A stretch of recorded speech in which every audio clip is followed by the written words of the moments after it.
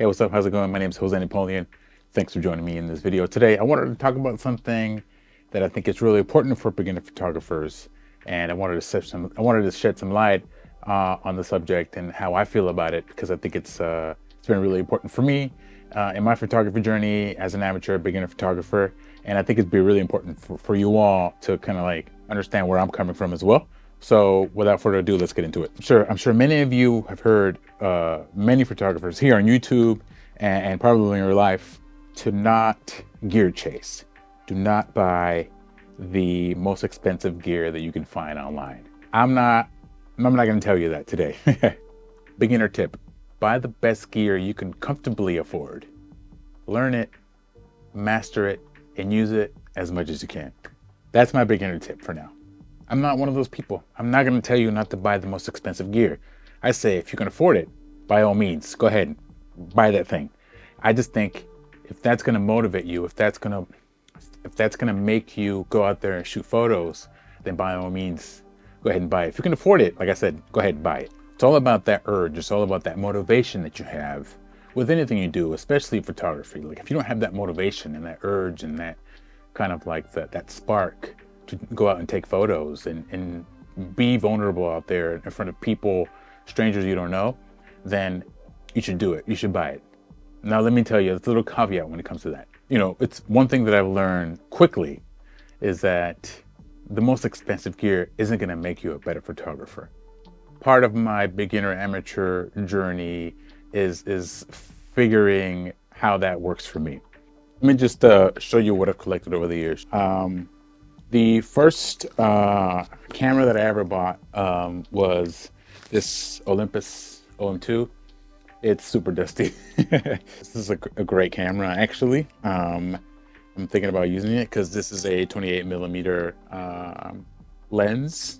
And then after that, my girlfriend looked in her storage room and she found this bad boy right here. This is the Leica Mini 2. And this is a beautiful camera. Anyone that sees that Leica label is automatically like, yes. There are a few spokes inside where that when you wind up the film or when you advance it, it doesn't actually advance. So some of the pictures are double exposed sometimes, which sometimes adds a pretty cool unintended kind of like creative, artistic photo, but unintended. But yeah, this is the second camera that I used for a long time. This is the Leica Mini 2.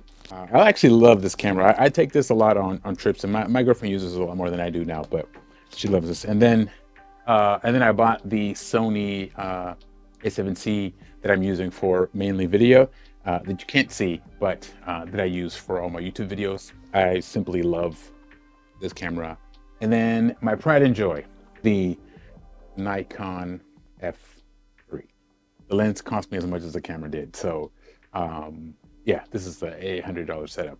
And this is what I can afford. I mean, this is pretty expensive for me in general and for what I do. So, it's been so great to just kind of squeeze everything I can out of the gear that I bought instead of just constantly thinking, man, if I had that Leica M6 or if I had that Sony A7 IV, if I had that, it's more satisfying to get everything I can out of the gear that I bought because it's what I've wanted at the time.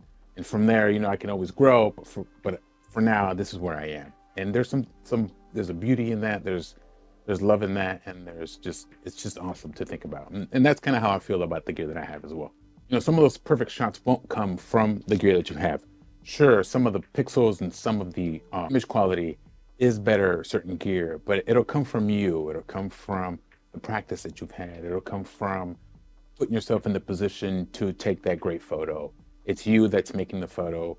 It's you being there. It's you practicing, and it's you knowing your camera, knowing your gear, knowing that you are the one making that great image, and not so much your gear.